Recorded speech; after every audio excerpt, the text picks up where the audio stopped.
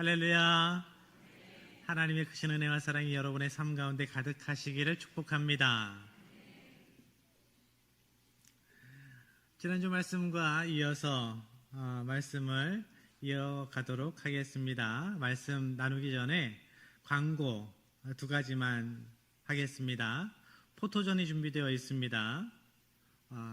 교회 나가시면 둥그란 로비 그쪽에 포토전이 준비되어 있습니다.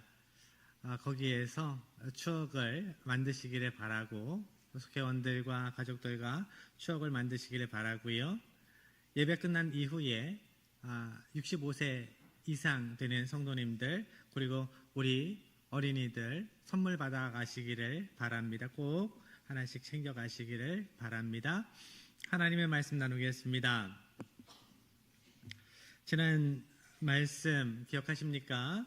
이스라엘이 아말렉과 전쟁을 합니다. 그때 하나님께서 놀라운 기적의 은혜를 베풀어 주시지요. 모세가 손을 들어 하나님께 기도할 때 이스라엘이 이겼습니다. 그런데 모세의 손이 내려오면 이스라엘이 집니다. 아말렉이 이깁니다. 그 모습을 보고 아론과 훌이 옆에서 모세를 돕지요. 그래서 해가 질 때까지 모세의 손이 내려오지 않아서 이스라엘이 완벽하게 이길 수 있었습니다. 하나님께서는 승리를 주셨습니다. 이후에 모세는 제단을 쌓고 여호와 니시라고 명명합니다. 니시, 깃발이라는 뜻입니다. 그래서 여호와 니시는 하나님은 우리의 깃발이시다. 하나님은 승리의 깃발이시다 라는 뜻입니다.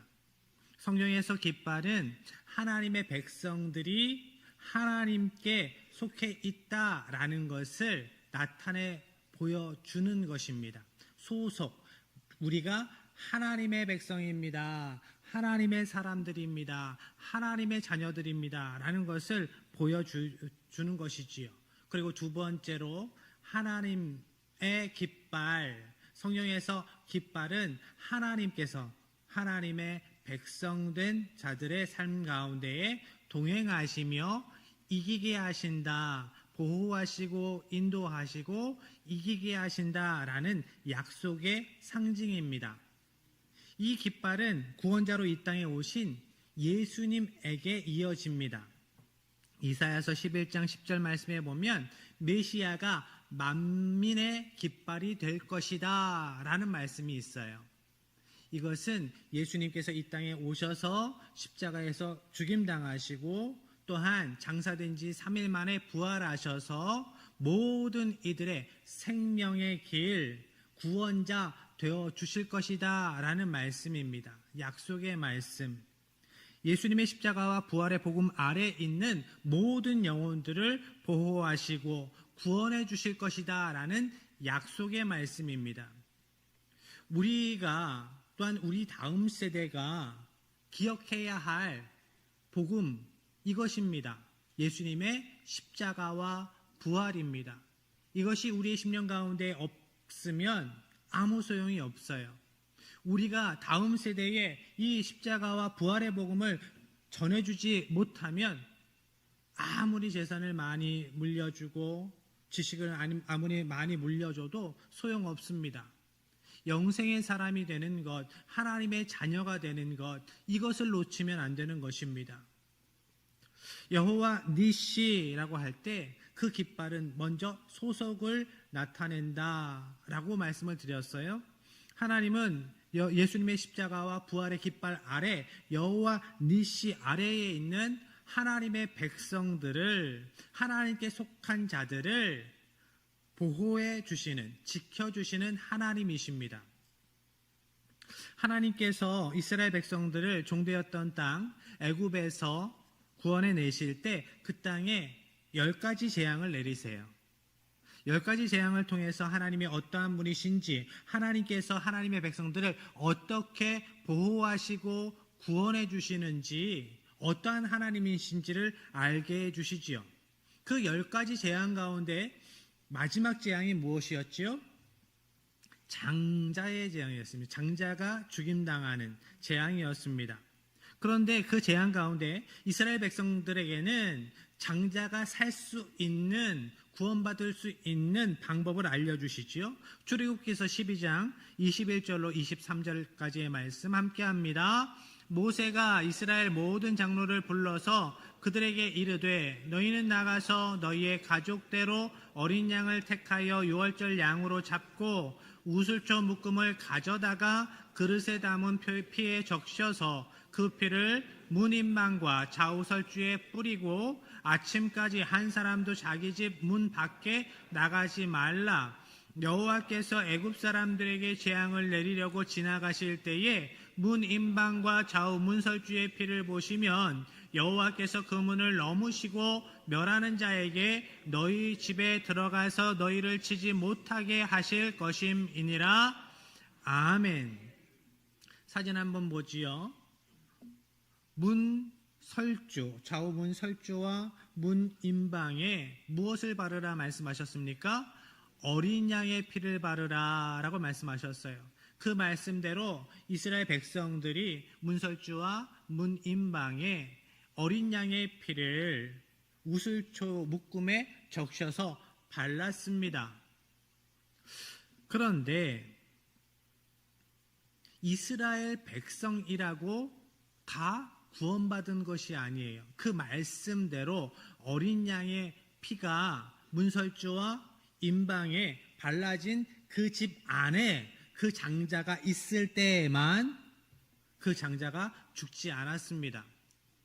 성경에 기록되지 않았지만 하나님의 말씀을 믿지 않고 그 말씀에 순종하지 않고 어린 양의 피가 발라진 그 집에 있지 않은 이스라엘 백성 가운데에 장자들이 만약에 있었다면 그 사람은 죽었겠죠. 하나님의 백성이 이스라엘 백성이 아니었을지라도 이스라엘 백성을 통하여서 하나님에 대한 믿음을 갖게 되었고 그 믿음을 보고 이스라엘 백성들이 그 구원받는 방법을 알려준 다른 민족이 있었다면 그래서 하나님의 말씀대로 어린 양의 피를 문설주와 좌우 인방, 위아래 인방에 바른 그 집 안에 그 장자가 있었다면 이방 민족이라 할지라도 그 집의 장자는 살았을 것입니다. 이것이에요. 어린 양의 피가 묻어진 그 집 안에 그 안에 있는가 없는가. 애굽의 10번째 재앙이 있었던 그때처럼 어린 양의 피가 문인방과 문설주에 발라진 그 집안에 있을 때 구원받았던 것처럼 예수님의 십자가와 부활의 복음 가운데에 그 안에 있는 하나님의 백성이어야 구원받는다라는 말씀입니다. 아무리 예배 많이 나오고 아무리 헌신 많이 하고 착하게 살아도 그 믿음이 없다면 예수님의 십자가 죽으심과 부활에 대한 믿음이 없다면 소용이 없다라고 말씀하고 계시는 거죠. 그러니까 오늘날 우리가 소속되어야 하는 여호와 니시는 하나님의 깃발은 예수님의 십자가와 부활의 복음입니다. 우리 가족이 그 복음의 깃발 아래에 있어야 합니다. 그래야 삽니다. 오늘 가족이 예배의 자리에 그 복음 가운데에 있는 가족들 복됩니다. 귀합니다.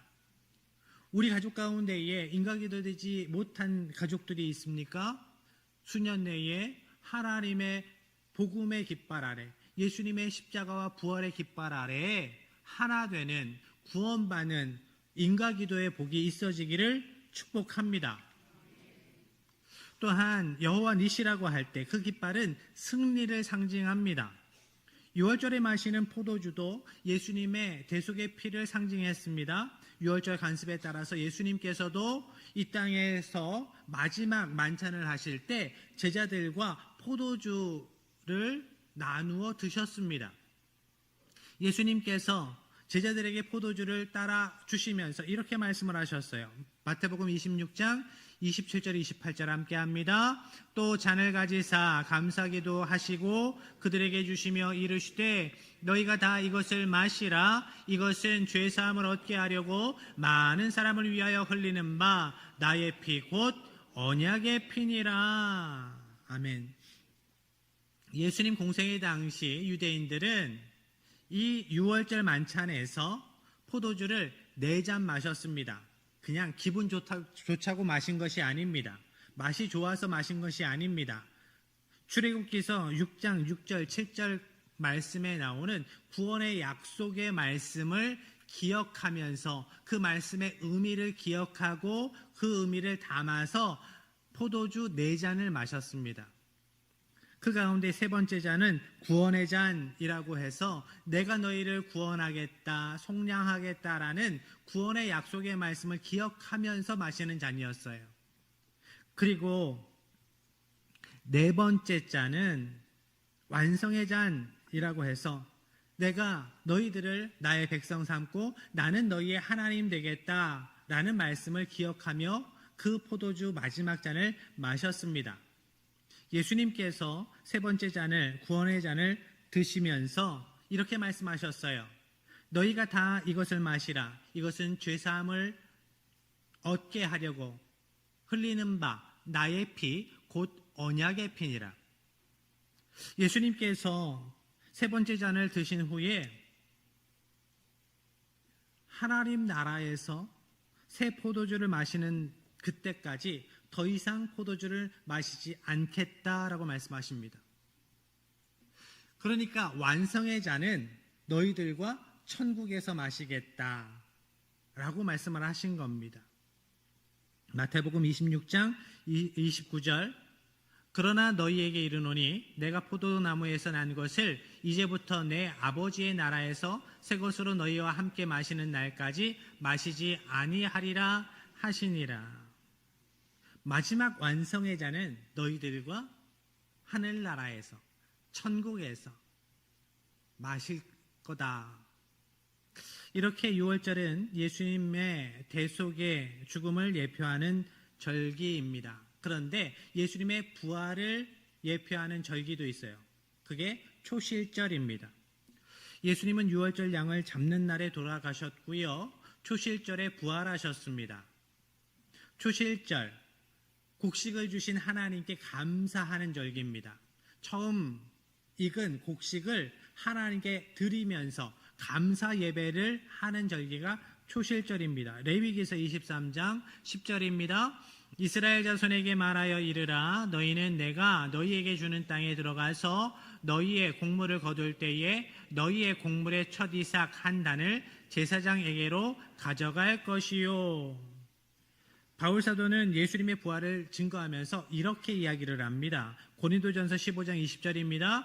그러나 이제 그리스도께서 죽은 자 가운데서 다시 살아나사 잠자는 자들의 첫 열매가 되셨도다. 그래서 초실절은 예수님께서 부활의 첫 열매 되신 예수님께서 우리에게 알려주신 그 부활의 사건을 미리 알려주신 절기가 되는 겁니다.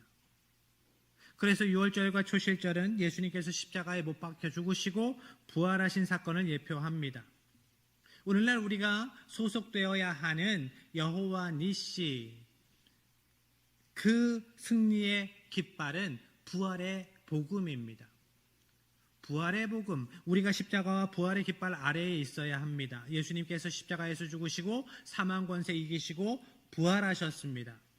이 믿음의 깃발 아래 굳건히 서는 하나님의 백성들 되시기를 축복합니다.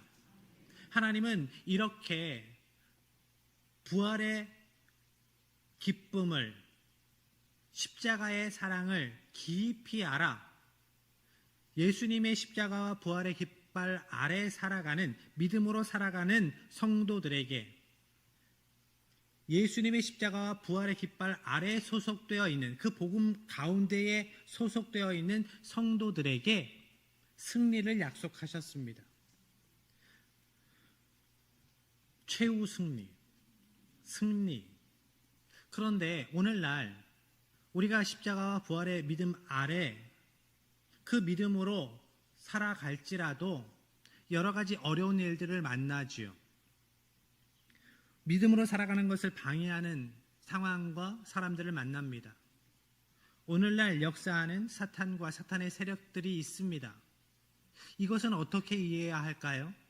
예수님께서 십자가와 부활을 통해 승리하셨습니다. 그런데 어떻게 사탄의 세력들은 오늘도 활개치고 다닐까요? 어떤 분은 이렇게 설명을 합니다. D-Day와 V-Day의 관계로 이것을 설명을 합니다. D-Day는 Decisive Day, 결정적인 날입니다. V-Day는 Victory Day, 승리의 날입니다. 2차 세계대전의 포화 속에서 결정적으로 연합군이 승리하게 되는 기점이 있었습니다. 그게 노르망디 상륙작전이었어요. 노르망디 상륙작전을 기점으로 연합군이 승기를 잡습니다. 이제 그 2차 세계대전은 기울었어요. 결판이 났습니다. 그렇지만 나중에 독일군이 완전히 항복문서에 조인할 때까지 그 시간 동안 크고 작은 전투들이 있었습니다. 많은 희생들이 있었어요. 그렇지만 노르망디 상륙작전 이후에 연합군의 승리가 확실시된 이후에 그 전투들은 남아있는 적들을 소탕하는 전투들이었어요. 예수님의 십자가의 부활은 D-Day와 같습니다. 예수님은 십자가와 부활을 통해서 사탄에게 결정타를 먹이신 거예요. 그 머리를 상하게 하셨다라고 성경은 기록하고 있어요. 예수님의 승리는 이미 확정되었습니다. 사탄의 패배는 이미 확정되었어요. 지금 우리는 곳곳에 숨어있는 그 적의 잔당들과 영적인 전투를 벌이는 시점 가운데에 살아가고 있는 겁니다. 예수님께서 다시 오시는 그날 사탄은 완전히 패배할 것입니다. 그날을 빅토리 데이, V-Day라고 해요. 하나님께서는 하나님을 경외함으로 믿음으로 살아가는 성도들을 보호하시고 승리하게 하실 거라고 약속하시는 말씀입니다. 승천하시기 전에 예수님께서도 제자들에게 이렇게 약속하셨습니다. 마태복음 28장 20절 하반절의 말씀입니다. 볼지어다 내가 세상 끝날까지 너희와 항상 함께 있으리라 하시니라. 아멘. 끝날까지 함께 하신다 하세요. 끝날까지에서 끝이라는 단어를 살펴보니까 쉰텔레이아라고 되어 있는데 이 단어가 복합어입니다. 함께라는 뜻의 쉰, 그리고 성취하다라는 뜻의 텔레오라는 단어가 합쳐진 단어로 만들어진 단어가 끝이라는 단어였어요. 그리고 함께 있으리라. 여기에서 이 동사가 현재형으로 쓰여져 있는 것을 발견하게 됩니다. 그러니까 예수님께서는 십자가와 부활의 깃발 아래에 굳건한 믿음으로 살아가는 성도들이 구원을 완전히 이루고 천국에 입성하는 그날까지 매일매일의 삶 가운데에, 오늘의 삶 가운데에 끝까지 늘 함께 해 주시겠다라고 약속하고 계시는 겁니다. 여러분의 삶 가운데 누가 함께 하신다고요? 하나님 함께 하신다고요.